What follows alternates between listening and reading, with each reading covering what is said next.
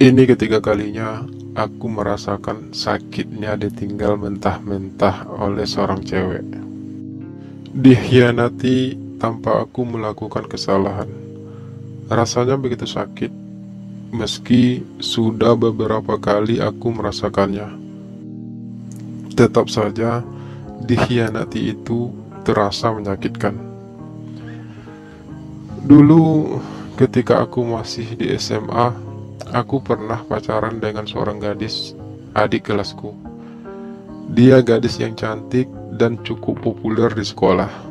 Banyak cowok lain yang mengincarnya, namun setelah perjuangan yang panjang, akhirnya aku mampu menaklukkan hati gadis seksi itu.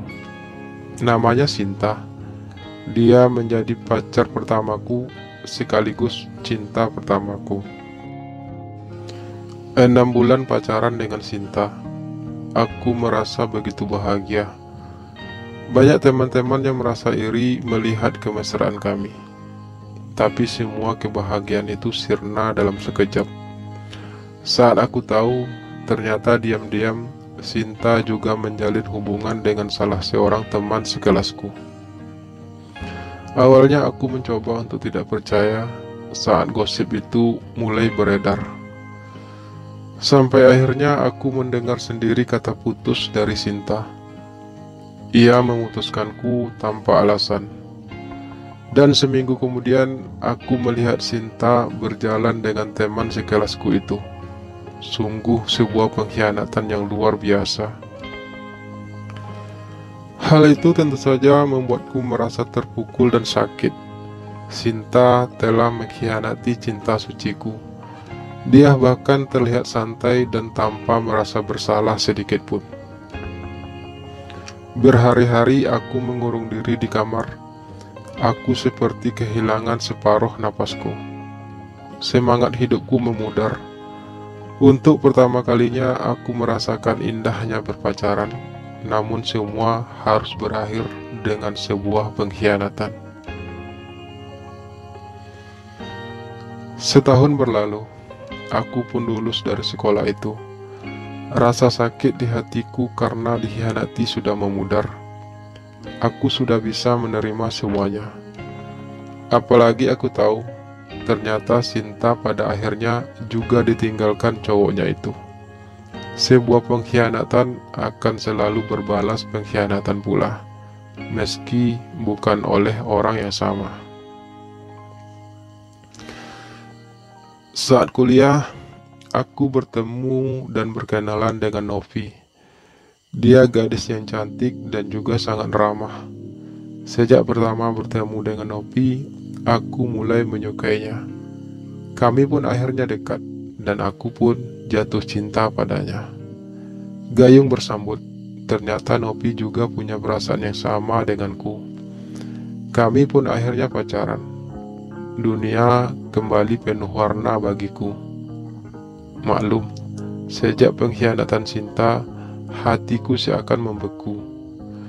Namun sejak Novi hadir, hatiku mulai mencair kembali.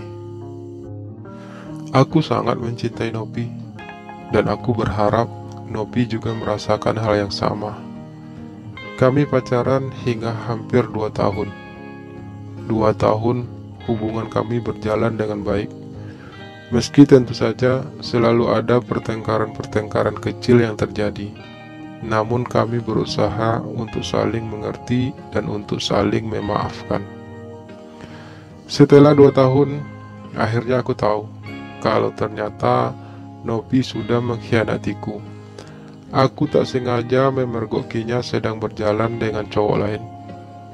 Aku tak mengenal cowok itu, tapi saat aku melihat mereka begitu mesra. Hatiku berkecamuk melihatnya.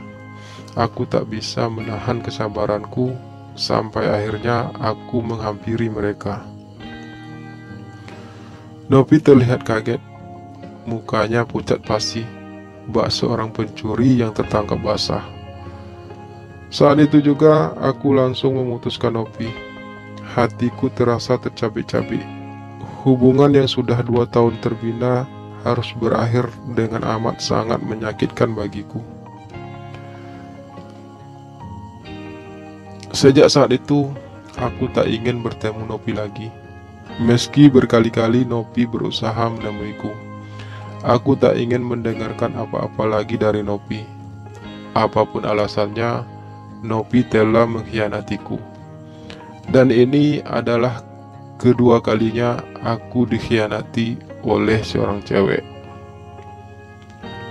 Untunglah Nopi tidak satu jurusan denganku, hingga kesempatanku untuk menghindarinya sangat besar. Sekuat apapun aku mencoba menambahkan hatiku, tapi tetap saja sebuah pengkhianatan itu akan terasa begitu menyakitkan. Aku kehilangan semangatku lagi. Tak mudah bagiku sebenarnya untuk melupakan sosok Nopi dalam hidupku.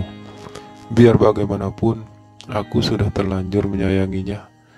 Aku sudah terlanjur berharap banyak padanya, dan itu terasa sangat berat bagiku. Setelah berbulan-bulan, aku akhirnya berhasil melupakan Nopi. Bagiku, dia hanyalah sepenggal cerita di masa lalu. Aku mulai menikmati kesendirianku lagi. Dan setahun kemudian, aku berkenalan dengan Rara, seorang gadis manis yang memiliki lesung pipi di kedua pipinya. Kami berkenalan melalui media sosial. Saat kami bertemu, aku pun mulai tertarik kepada Rara. Kian hari, kami pun kian dekat. Hingga beberapa bulan kemudian, kami pun jadian. Rara menerima cintaku dengan penuh kebahagiaan. Kami pacaran cukup lama, hingga aku lulus kuliah dan mendapatkan sebuah pekerjaan. Aku bekerja di sebuah perusahaan swasta. Sementara Rara sendiri juga sudah bekerja di sebuah rumah sakit, karena Rara memang kuliah di jurusan keperawatan. Setelah memiliki pekerjaan, aku dan Rara jadi jarang bertemu. Kami mulai sibuk dengan pekerjaan kami masing-masing. Meski kami tetap berusaha menjaga komunikasi di antara kami. Hubunganku dengan Rara sudah cukup serius sebenarnya, terutama bagiku. Aku bahkan telah memperkenalkan Rara kepada keluargaku.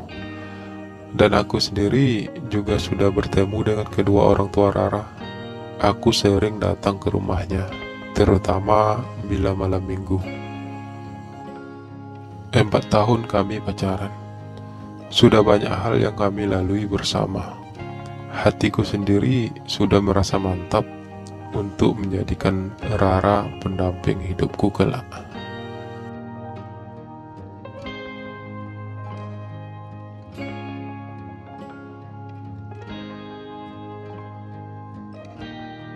Namun itu semua ternyata hanya impianku semata. Rara ternyata tidak memiliki impian yang sama denganku. Karena setelah 4 tahun itu, akhirnya Rara memilih untuk memutuskanku. Entah apa salahku padanya, hingga dengan begitu mudahnya Rara memutuskanku. Ia memutuskanku tanpa alasan dan tanpa penjelasan. Meski aku sudah berusaha meminta penjelasannya. Aku capek, Dul. Aku ingin kita menjalani kehidupan kita masing-masing. Aku ingin mengakhiri semua ini. Begitu ucap Rara setiap kali aku meminta penjelasannya.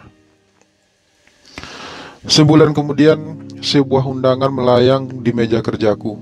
Seorang teman menyampaikannya padaku. Dalam undangan tersebut sudah tertulis nama Rara dan calon suaminya. Aku merasa langit runtuh saat itu. Ternyata ini alasan Rara untuk mengakhiri hubungannya denganku. Aku merasa hatiku hancur berantakan. Tak kusangka Rara tega melakukan hal itu padaku. Padahal hubungan kami sudah berjalan 4 tahun. Padahal aku tak pernah menyakitinya. Aku selalu menjaga kesetiaanku. Tapi semua itu tidak ada artinya bagi Rara. Ia justru menikah dengan orang lain. Untuk ketiga kalinya, aku dikhianati lagi oleh seorang cewek. Kisah cintaku memang selalu berakhir menyakitkan. Sudah 3 kali aku dikhianati oleh gadis yang aku cintai. Rasanya kepercayaanku sudah mulai hilang. Aku bahkan tidak percaya lagi dengan yang namanya perempuan. Bagiku wanita itu terlalu egois. Mereka tak pernah memikirkan perasaan pasangannya. Pengkhianatan-pengkhianatan yang aku alami membuatku lebih berhati-hati dalam mengenal wanita. Hingga bahkan aku menutup rapat hatiku untuk kehadiran seorang wanita pun. Aku tak percaya lagi dengan yang namanya cinta sejati. Bagiku, semua wanita itu sama-sama hanya bisa bikin sakit hati. Kekecewaanku kian mendalam. Rasa sakit yang harus kutanggung terlalu besar. Aku mulai berpikir, mungkin ada yang salah dengan diriku. Mungkin aku tidak lagi harus terlalu serius dalam menjalin sebuah hubungan. Sampai akhirnya aku berkenalan dengan seorang rekan kerja baruku. Namanya Jeff. Begitu biasa ia dipanggil. Dia seorang cowok. Aku memang sudah bekerja sekarang. Aku bekerja di sebuah perusahaan swasta yang cukup besar. Usiaku sendiri sudah 28 tahun. Sebenarnya, aku sudah ingin mencari pasangan hidup saat ini. Tapi karena sudah terlalu sering dikhianati cewek, aku jadi merasa ragu untuk memulai lagi semuanya. Aku berkenalan dengan Jeff dan kemudian menjadi akrab dan dekat. Jeff emang orangnya baik, dia ramah dan pengertian. Jeff lebih muda 3 tahun dariku. Dia seorang perantau. Ia tinggal di sebuah kos yang berada tidak begitu jauh dari kantor tempat kami bekerja. Karena sudah begitu dekat, aku jadi sering main ke kos Jeff.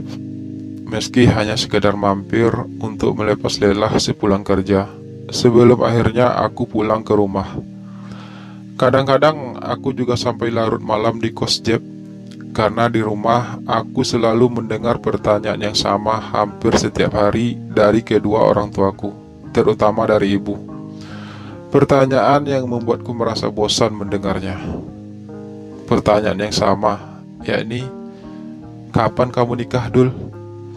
Rasanya aku sudah bosan menjawab pertanyaan itu. Kadang aku malah sering mengabaikannya. Padahal usiaku masih cukup muda, tapi entah mengapa ayah dan ibu ingin aku segera menikah. Mungkin karena aku adalah anak mereka satu-satunya. Kami juga pengen gendong cucu loh, Dul, ucap ibu lagi untuk yang kesekian kalinya. Dul juga pengen nikah, Bu, tapi ibu sendiri kan tahu menemukan wanita baik-baik itu susah, balasku beralasan. Aku jadi sering menghabiskan waktu bersama Jeff, bukan saja saat kami di kantor, tapi juga saat hari libur. Aku pun sering berjalan-jalan bersama Jeff. Entah mengapa, aku merasa nyaman saat bersamanya. Jeff memang memperlakukanku dengan baik. Dia selalu punya cara untuk membuatku selalu tersenyum. Bang Dul orangnya baik, cakep lagi. Mungkin cewek-cewek yang ninggalin Bang Dul memang bukan cewek baik-baik yang tidak bisa menilai abang secara utuh, ucap Jeff suatu ketika saat kami sedang berjalan-jalan di sebuah mall. Udahlah, jangan ngomongin soal cewek, saya lagi gak mood, balasku sedikit malas. Oke, jadi kita ngomongin soal apa nih? Tanya Jeff kemudian. Apa aja, asal jangan tentang cewek. Bagaimana kalau kita ngomongin tentang kamu aja? Jawabku seadanya. Tentang aku? Nggak ada yang menarik tentang aku, Bang, balas Jeff terdengar kalem. Adalah pasti. Misalnya tentang hubungan asmara kamu, ucapku lagi. Tapi abang katanya nggak mau ngomongin soal cewek, balas Jeff lagi. Iya, tapi ini tentang kamunya, bukan tentang ceweknya, aku berujar pelan. Sebenarnya aku juga tidak tahu apa persisnya yang ingin aku ketahui tentang Jeff. Tapi, kamu pernah pacaran? Tanyaku akhirnya hanya sekedar ingin tahu. Pernah dulu waktu SMA, tapi nggak bertahan lama. Namun kemudian saya lebih fokus pada studi saya, jadi nggak pacaran lagi hingga sekarang. Jawab Jeb santai. Sebenarnya aku punya rahasia bang, dan aku belum pernah menceritakan rahasiaku itu pada siapapun. Ucap Jeb memecah keheningan saat kami sudah kembali ke kosnya. Aku memang berencana untuk menginap di kos Jeb malam itu. Selain karena malam minggu, aku juga lagi malas di rumah. Rahasia apa? Tanyaku pelan. Tapi abang jangan marah ya, balas Jeb. Abang juga jangan ceritakan hal ini kepada siapapun. Lanjutnya lagi. Iya, abang bisa jaga rahasia kok, ujarku lagi, sembari aku membaringkan tubuh di samping Jeb yang sudah terbaring dari tadi di ranjang kecil itu. Ranjang dalam kos Jeff memang cukup kecil, hingga saat kami berbaring bersama, tubuh kami sudah pasti berdempetan.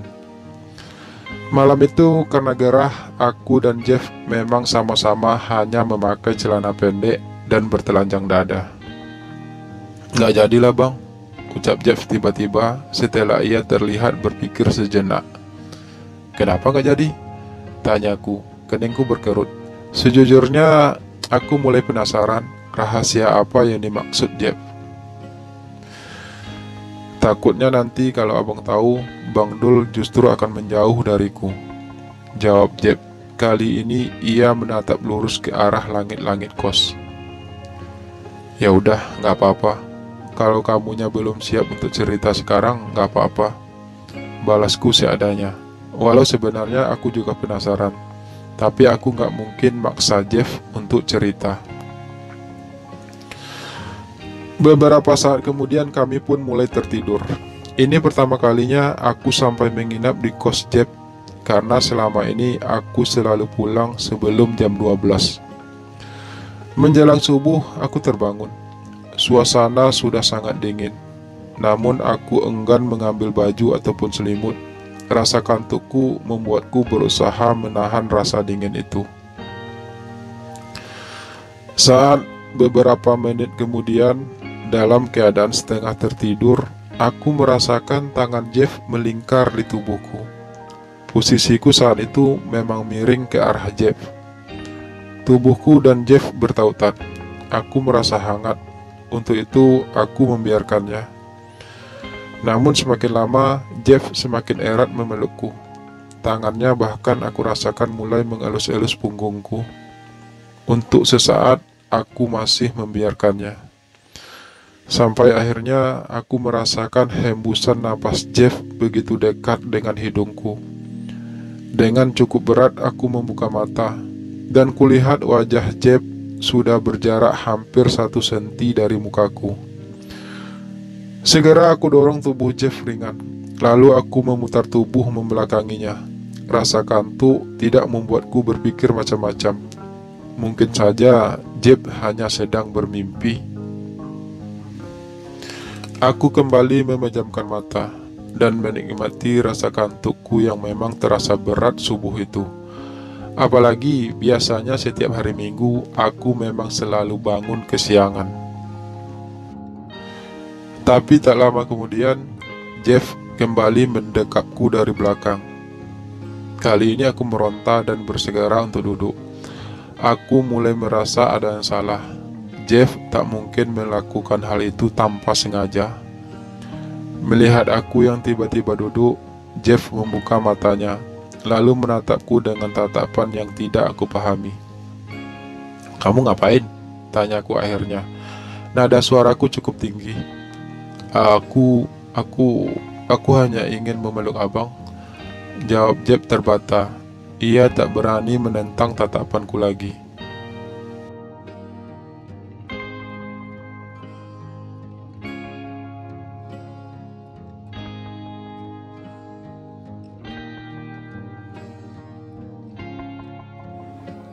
"Kamu suka sama saya?"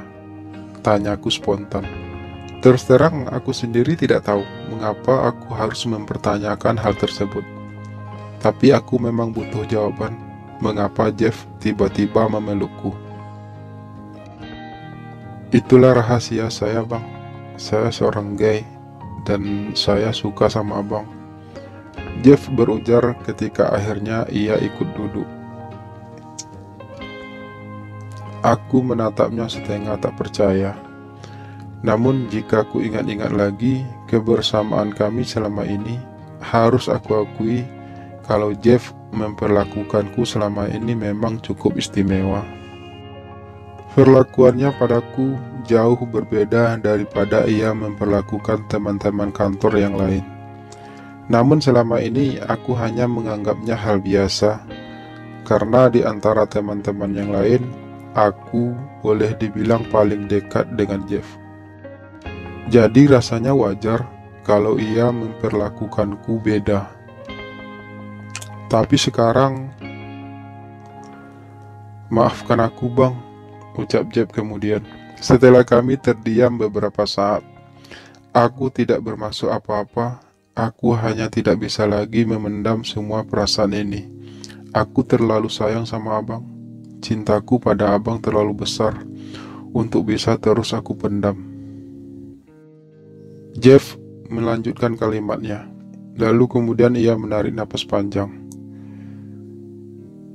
Sejak awal aku tahu ini salah.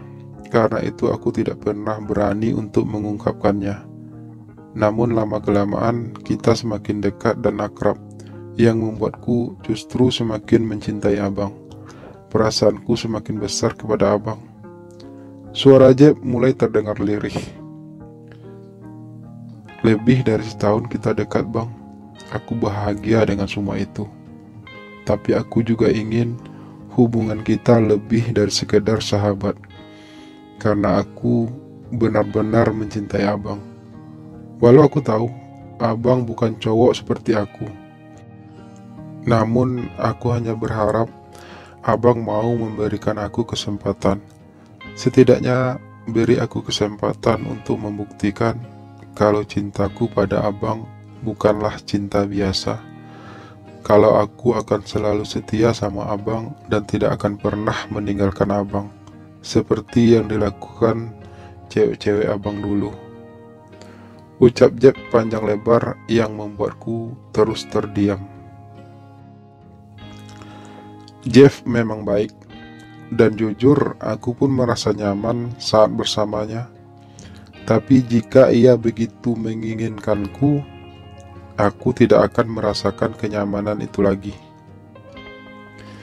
Aku masih terdiam sambil mulai memakai pakaianku satu persatu. Aku memang tidak tahu harus berkata apa saat itu. Segala perasaan berkecamuk di otakku. Tiba-tiba aku merasa aneh. Maafkan aku, Bang. Lirih suara itu terdengar di telingaku saat aku akhirnya memutuskan untuk pulang. Aku mengabaikan permintaan maaf Jeff barusan. Aku terus saja melangkah keluar dari kamar kos itu.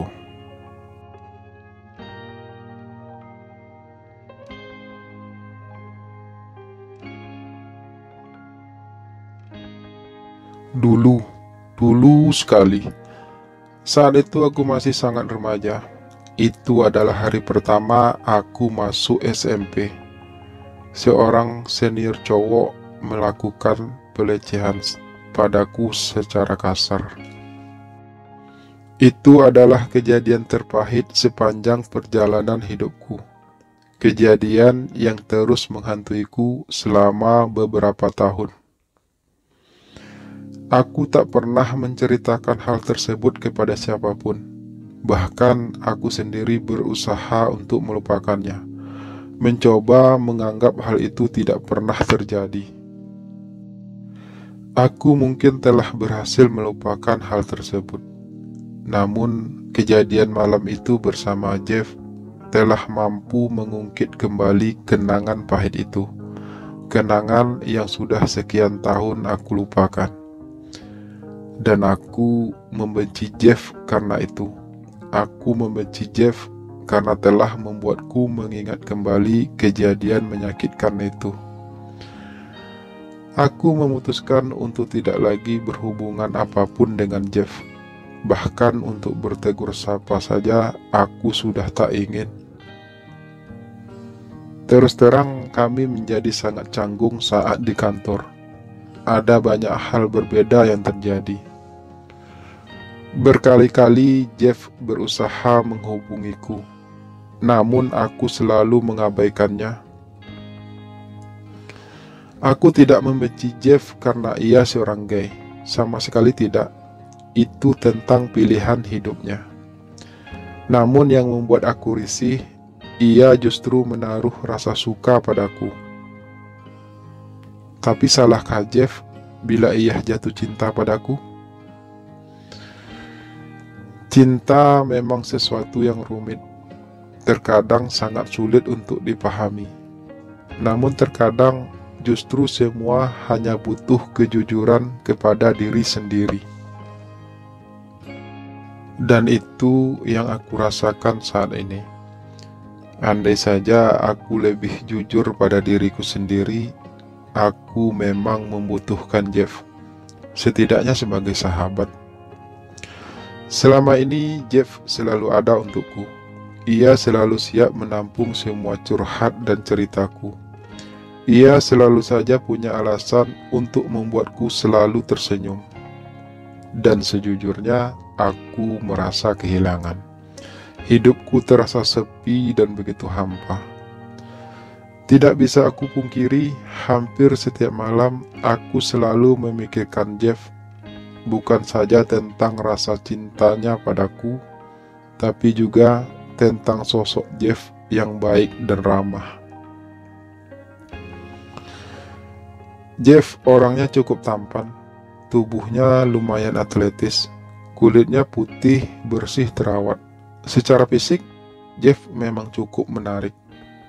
Tapi, aku bingung. Aku memang menyukai perempuan, tapi bukan berarti aku benar-benar normal. Aku bisa saja punya kemungkinan menjadi seorang gay. Mengingat aku pernah dilecehkan saat remaja oleh cowok. Namun selama ini, setidaknya sebelum aku bertemu Jeff, aku memang selalu berfantasi tentang seorang perempuan. Dan aku bahkan sudah berkali-kali jatuh cinta dan pacaran dengan perempuan. Meski aku belum pernah melakukan hubungan intim dengan mereka. Kejadian dengan Jeff malam itu justru jadi sering menghantuiku, yang membuat aku semakin sadar kalau aku sebenarnya juga menyukai Jeff. Namun saat aku menyadari semua itu, Jeff tiba-tiba menghilang. Jeff tidak lagi bekerja di kantor seperti biasa. Tidak ada yang tahu kenapa Jeff tiba-tiba berhenti bekerja. Dan tidak ada yang tahu juga kemana Jeff pergi. Kontak Jeff pun sudah tidak bisa dihubungi satupun, termasuk media sosialnya. Jeff benar-benar menghilang. Aku yang selama ini cukup dekat dengan Jeff juga tidak pernah tahu di mana kampung halaman Jeff. Aku juga tidak tahu seperti apa kehidupan Jeff sebelum kami saling kenal. Jeff yang menghilang tiba-tiba membuat rasa bersalah menyelinap di hatiku. Biar bagaimanapun, aku tahu Jeff pergi karena aku yang tak kunjung menegurnya. Jeff pergi karena kekecewaannya padaku. Dan sekarang aku justru semakin merasa kehilangan. Hari-hari terus berlalu dengan perasaan bersalah yang terus menghantiku. Aku masih terus mengingat Jeff, bahkan aku sangat merindukannya. Kini hari-hariku semakin terasa hampa. Aku kehilangan semangat. Aku sudah berusaha mencari tahu di mana Jeff berada saat ini. Tapi tidak ada satu info pun yang bisa menjelaskan di mana Jeff. Aku hanya ingin Jeff tahu bahwa aku juga mencintainya. Namun aku mulai putus asa untuk menemukannya.